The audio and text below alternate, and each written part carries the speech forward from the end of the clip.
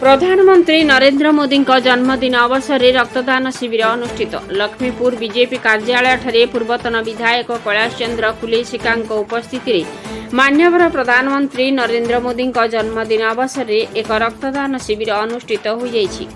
एही शिविर में अनेक लोक स्वेच्छाकृत भाव रक्तदान करथिबा बेले सर्वमोट 16 यूनिट रक्त संग्रह करा जायथिला। एही शिविर जिला बीजेपी युवा मोर्चा कार्यकर्ता द्वारा आयोजन करा जायथिबा बेले जिला युवा मोर्चा साधारण संपादक मनोज साहू कार्यक्रम परिचालना करथिले।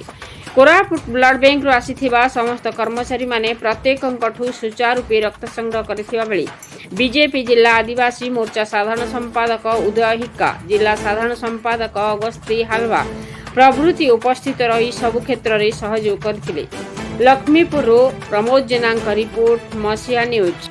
आपण मसीहा न्यूज यूट्यूब चैनल को सब्सक्राइब कलेनी कि जदि करिना हंती एबे करिनियंतु।